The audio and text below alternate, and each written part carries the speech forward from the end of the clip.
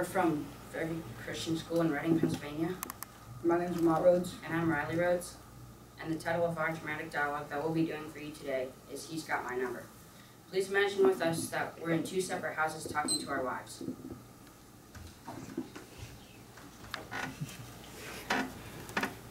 Honey, I'm home. How did the chili supper go? Does this answer your question? Frank's Chili. Bob's handiwork. We could build a new educational wing of the church out of this stuff. Does this look like the spatula of a klutz who can't boil water?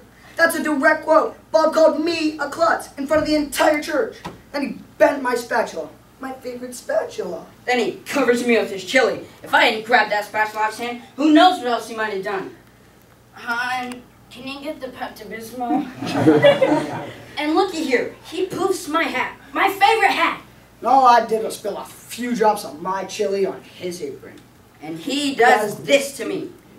This is the gratitude I get. Year after year I volunteered to make the chili for that church supper. Why, everyone in church loves my chili. And you know how we have to put up with Frank's chili year after year. You should have seen everybody this year making a mad dash for the ice water. Everybody was getting up for seconds in my chili, honey. Even the pastor made mention of it in his prayer. The pastor gets up to pray and was all he could say. You know that no one holds a candle next to my chili. We're just lucky no one lit a match next to Frank's chili. The whole church would have gone up in flames. So I suggested, in my low-key style, that we might add a few drops of water to his chili. Then he comes in with a fire hose to water down my chili. That was the straw that broke the old proverbial camel's back. So I said to him right then and there, Bob, you don't like my chili. That's fine. Then why don't you just wear it? Picked up my bent spatula and slipped out of the back of the church entirely unseen. Then he makes this big scene, grabs his spatula and storms out. And I'm left trying to scrape Frank's killer chili out of the bottom of the pan. If his kids have to eat that stuff, that explains why that's the way they do. He thinks my chili is bad? The last steak I had over at one of his barbecues was so rare that if he'd have put a Band-Aid on it, the cow would have lived. I gotta love this guy for spiritual guidance.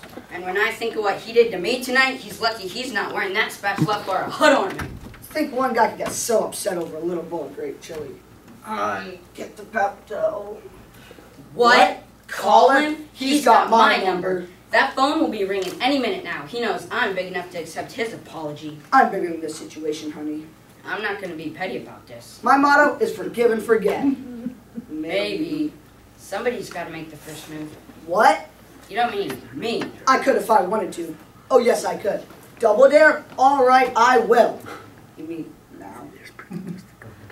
This may not be a pretty sight. Might want to leave the room on this one, honey. Busy!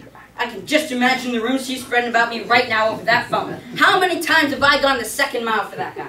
All I ever do is give, give, give. Take, take, take. That's all that guy ever did. I can just imagine the stories he's broadcasting about me right now. I'm going to be ready for him. I'm going to load up with scripture to nail him with on Sunday. Hon, can you see my Bible? Of course I know what it looks like. Don't get smart. Here it is, right where I always kept it. You can just bet he's loading up with scripture to blast me on Sunday. Well, I'm going to be ready for him. I'm going to have a comeback for every one of his pot shots. Oh yeah, I can back it up with scripture. Have you seen my Bible? What do you mean it's right where I left it when I read the kids the Christmas story? That's been years ago. Never mind, I'll find it myself.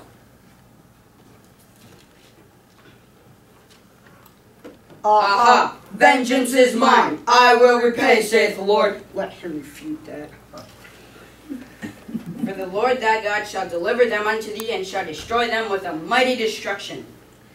Forbearing one another and forgiving one another. If any man have a quarrel against any, even as Christ forgave ye, so also do ye. Ooh, I don't know that.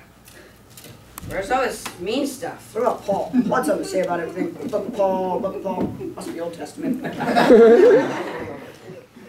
Judge not, that ye be not judged. And why behold thou the mote that is in thy brother's eye, and consider not the beam that is in thine own eye? Or how say thou to thy brother, let me take the mote out of thy eye, and behold a beam is in thine own eye? Thou hypocrite. Condemn not, and ye shall not be condemned. Forgive, and ye shall be forgiven. Nah, there's got to be something better in here.